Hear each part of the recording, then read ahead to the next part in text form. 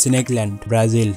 আপনারা নাম শুনেই হয়তো বুঝতে পেরেছেন এই দ্বীপে কাদের বসবাস। ইলহাদা কুইমাদা গ্র্যান্ড নামের এই দ্বীপে রহস্যের পাশাপাশি পুরো দ্বীপটিতে ছড়িয়ে ছিটিয়ে রয়েছে অসংখ্য বিষাক্ত সাপ। ব্রাজিলের সাও পাওলো রাজ্যের উপকূল থেকে আনুমানিক 33 কিলোমিটার বা 21 মাইল দূরে অবস্থিত এই দ্বীপটি প্রায় 4,30,000 বর্গমিটার অর্থাৎ 106 একর এলাকা জুড়ে রয়েছে এবং সমুদ্র পৃষ্ঠ থেকে 0 থেকে 206 মিটার উচ্চতায় বিস্তৃত রয়েছে। এই দ্বীপটি এতটাই ভয়ঙ্কর যে এখানে পা রাখার সাহস কোনো মানুষ দেখায় না। সেখানকার সরকারও ওই দ্বীপে মানুষের প্রবেশ নিষিদ্ধ ঘোষণা করেছে। এই দ্বীপের প্রতি বর্গ মিটারে অত্যন্ত একটি করে বিষাক্ত সাপ পাওয়া যায়। দ্বীপটিতে বিভিন্ন ধরনের বিষাক্ত সাপ দেখতে পাওয়া গেলেও সাধারণত যে সাপটি এখানে সব থেকে বেশি পাওয়া যায় সেটি হলো গোল্ডেন ল্যান্ডসেট। গোল্ডেন ল্যান্ডসেট হলো একটি অত্যন্ত বিষাক্ত পিট ভাইপার, যা পৃথিবীর সব থেকে বিষাক্ত সাপগুলোর মধ্যে একটি। আর মূলত এই দ্বীপটিই হলো এই সাপের মূল আবাসস্থল। এই দ্বীপটিতে 2000 থেকে 4000-এর মতো সাপ আছে বলে মনে করা হয়। প্রচলিত তথ্য অনুযায়ী প্রায় 11,000 বছর আগে বরফ যুগের শেষ সময়ে